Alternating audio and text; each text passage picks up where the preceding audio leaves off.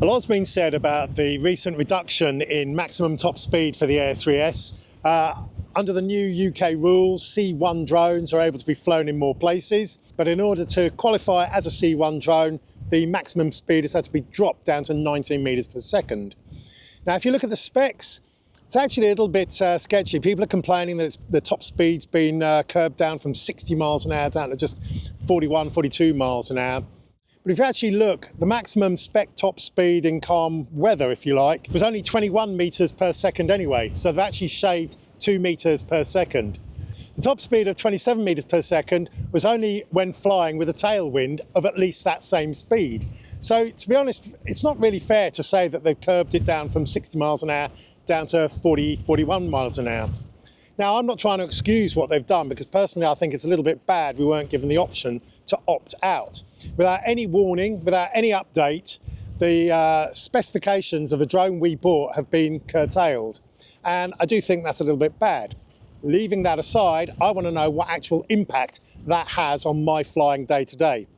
How often do I try and fly at 60 miles an hour? Pretty much never. How often do I try and fly at even 47, 48 miles an hour? Pretty much never. The only time you might be wanting that sort of speed is if you were doing an active track on a car, driving at that top speed. But what I do really look for in a drone is its wind handling capabilities. And for me, a high top speed will give it a better ability to fight strong wind. So on this extremely windy and cold day, here I am up on the South Downs again, and I'll be flying out into a very strong wind. It's 25 to 30 mile an hour constant wind at the moment. It is really, really strong. And what I'm believing is that the Air 3S has been throttled, but it's not actually a reduction in power.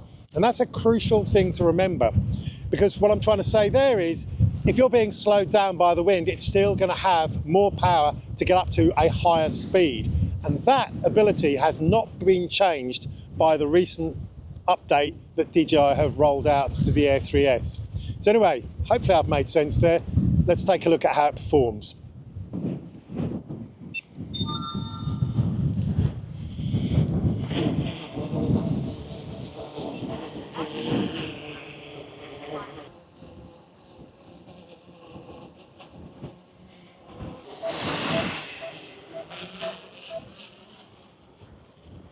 So into the strong wind in sport mode, it gets up to around 10 to 11 meters per second, or around 25 miles an hour. This is despite flying into a 30 mile an hour wind, meaning it's actually doing a good 50 to 55 miles per hour airspeed, which is more than the specs suggested it could do even before the update.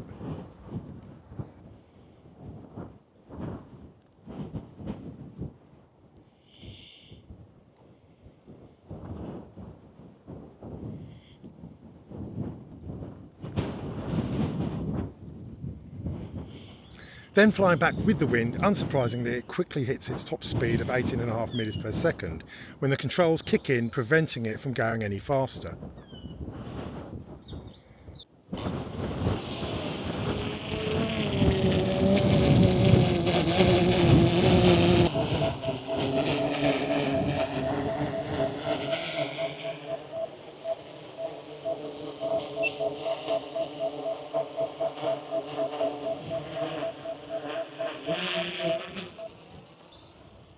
And then next, when I switch it over to normal mode, which has got a lower spec max speed of 15 meters per second, when I'm flying back into the wind, it still manages to hit that same top speed of around 10 to 11 meters per second. So the power is definitely still there, even when it's flying in normal mode with its lower spec max speed.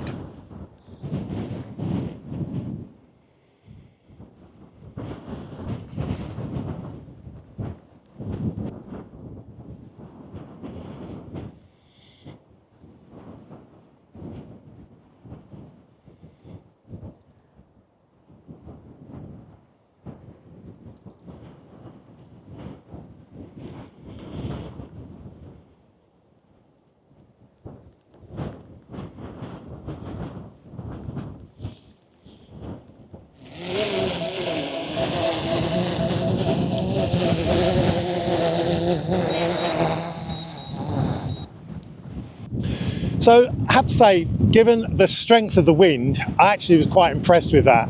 I was hoping that it would still get up to around 15, 16, maybe 17 meters per second, flying directly into the wind. And flying back with the wind, we never got above that new top speed of 18 meters per second or 41 miles per hour.